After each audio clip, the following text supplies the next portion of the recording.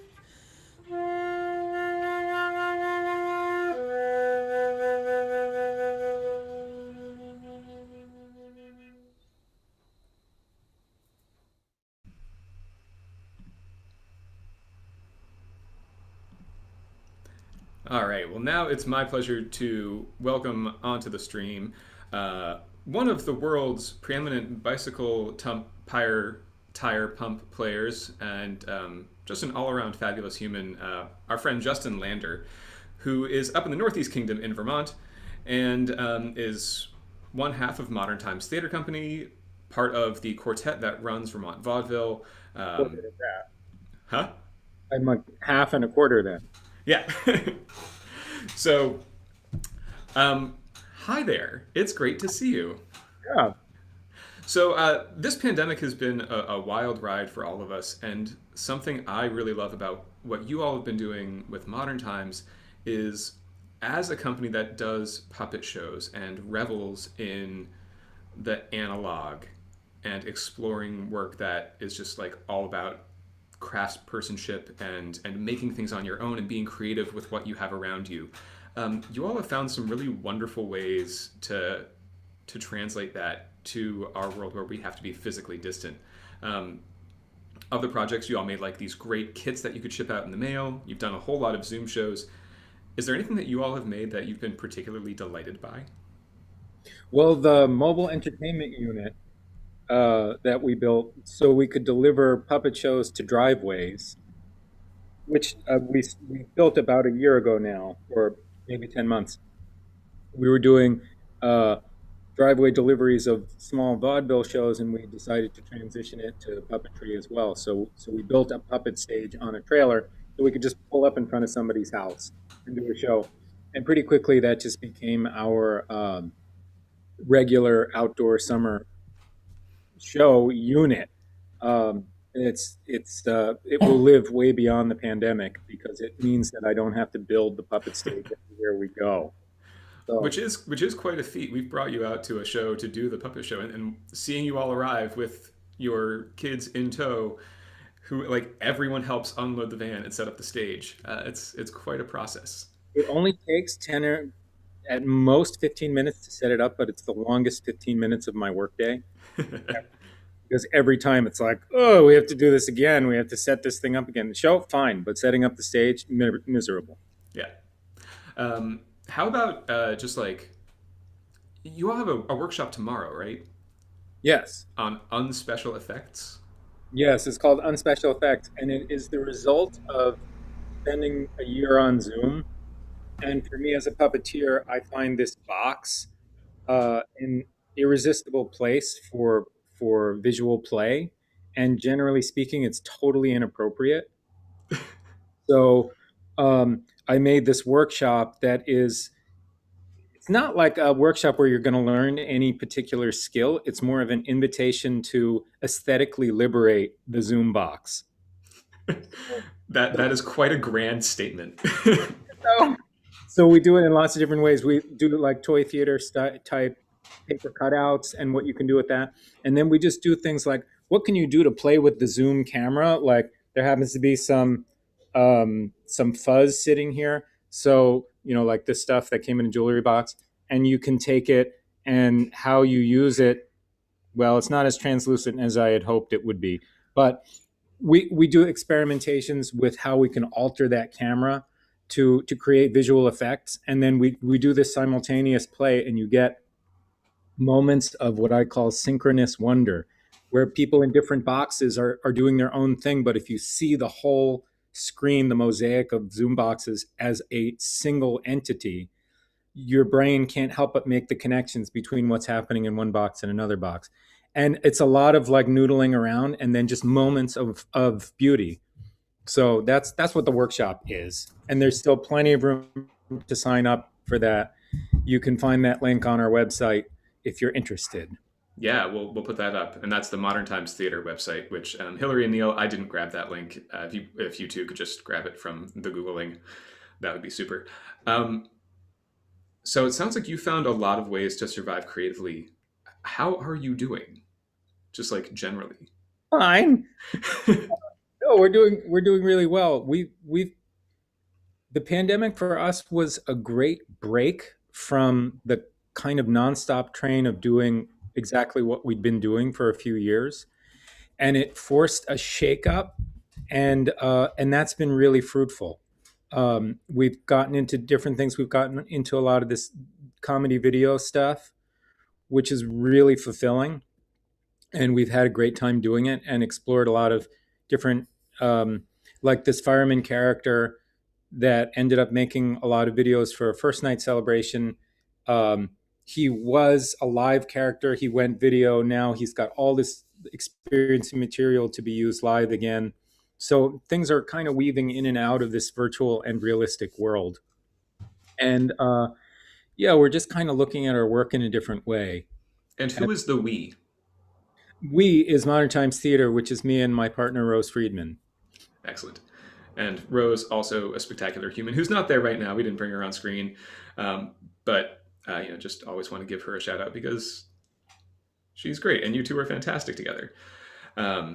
Yeah, so I mean, it sounds like you found so many great ways to leverage the pandemic. I mean, almost like really making more than you could have had it not existed. I mean, it's like you didn't know you had lemons until you got them, and then you made lemonade, a lemon curd, a pound cake, like made so many delicious treats, including this thing that you and I made, which is unrelated to anything you've just been talking about. Yeah, exactly. Yeah. Which is one of the reasons we love working with you guys and just seeing your work in modern times, is because it's all just about like divergent interests and what is this thing now.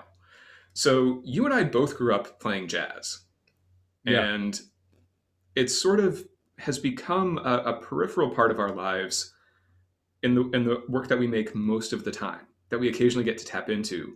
But this piece we made together, we did a recording of Charles Mingus's Goodbye Pork Pie Hat, and it was such a treat to get to dip back into that world. You proposed the tune and had been working on it. What drew you to it? So the music I studied was as a bass player. So I learned about music through the bass, and then over time at Bread and Puppet, I switched to the tuba, for which is a parading bass, and then the melody instruments in the company left, so I switched up to cornet. And I really don't understand music from a melodic point of view, and yet I have to do it a lot. So I've been really diving back into the bass, which I had neglected for a long time. And one of the things I really enjoy doing now is learning melodies on the bass. So when there's a particularly appealing melody, that's what I do, and it's been a great as a non-trained musician. Really, I didn't really study to take the time to get to know the instrument in a completely different way. It's just what I can do to to find it interesting. Also, when you play the bass and you have nobody to play with, so you treat it like a melody instrument. Anyway, I've been sort of diving into Mingus this whole winter, and that's the melody that I can't get out of my head. So so that's why I wanted to do it. It's such And a you, good melody. yeah, and you proposed Donna Lee, which I'm working on. I've got it at about 90 right Excellent. now. So this was the one that was ready to go. Yeah. And we'll keep doing more. I think it was a really fun opportunity to get back into the jazzing. For anyone who doesn't know, Charles Mingus is one of the great jazz musicians of all time, who happened to be a bassist. And then Donna Lee is famous from the bass sphere because of Jaco Pastorius, who made an epically famous recording of like, look, on electric bass, you can play bebop tunes by Charlie Parker. Listen to me go. Without any supporting instrumentation except bongos. Congas. But yeah, he's got a drummer behind him, and it's super cool. So that's the next one coming up from us. Well, let's get to some Mingus. I'll go ahead and share the video. And Justin, thanks so much for joining us. We've put links to Modern Times on all the streams, so folks, please do check out their work and join that workshop tomorrow. I think I'm busy, but I'm real tempted. Maybe I'll see if my wife wants to change plans. It's free. Great. Amazing. So Justin, thanks so much. Be well. We will talk to you soon. We're going to disappear now to put up a video.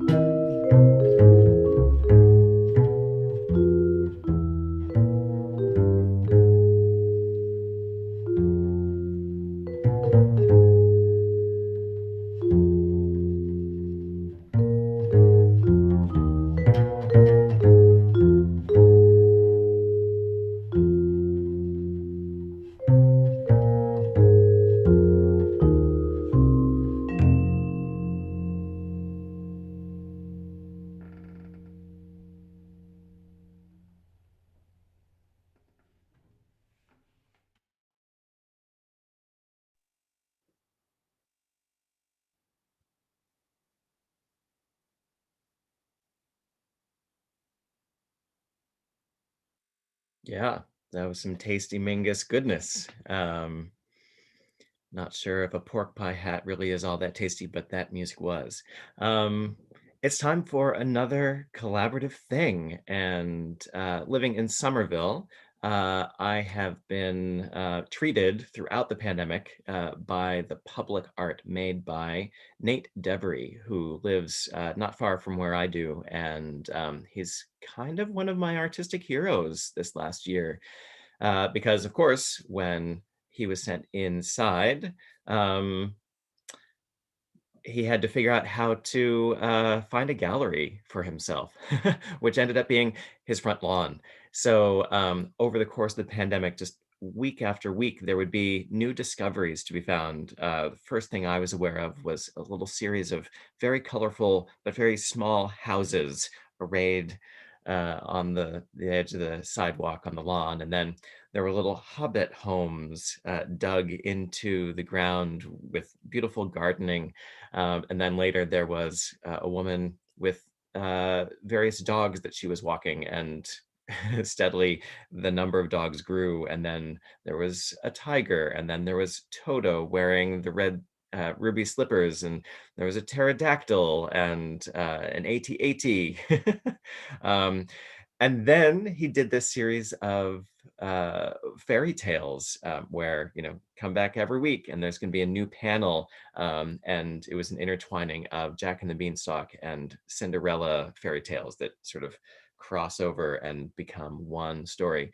So this is someone who has taken his skills and just made public art because that was what kept him going. And of course, invited the community to be a part of a gallery outdoors. And it just so happens that today and tomorrow is the Somerville Open Studios, which is sort of a walking tour of so many different artists in the area. Normally you would go into their studio, but of course it is mostly outdoors, but it's a perfect venue for Nate and his paintings that have now expanded beyond his lawn, and even included a commission for a wedding altar.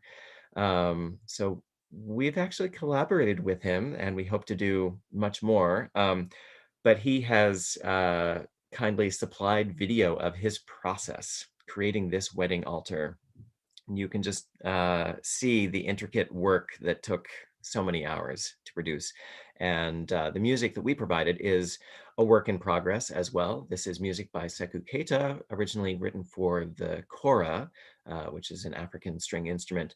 It's a piece called Future Strings, and the three of us have been working on making arrangements all year. This is one of them that we hope to someday play together and make a final version of it. But this is our demo recording of Future Strings to accompany the amazing painting public art talents of Nate Devarie. Enjoy.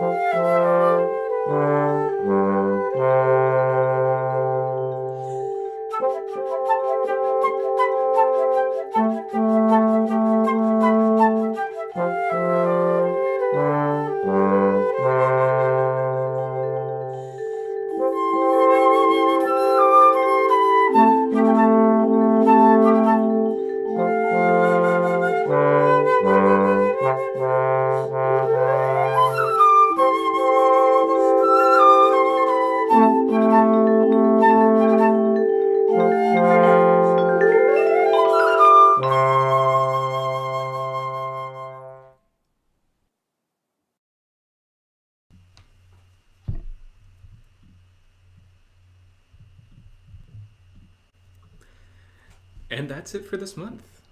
Thank you all so much for joining us. A huge thank you to Justin Lander for being here with us, for sharing his talents. Huge thank you to Nate Devarie, who is busy at work since Open Studios started 29 minutes ago, just now. So we're all hustling. We hope that you all are staying happy and safe out there in the internet world. We miss seeing all of you, but soon we will be back together in person. So stay safe, do your best to be kind to yourself and to others, and keep in touch. We're here. We want to see you. We want to say hey. We want to share work with you. So hopefully we will see you all on the internet or in person in the very near future. Thank you all so much.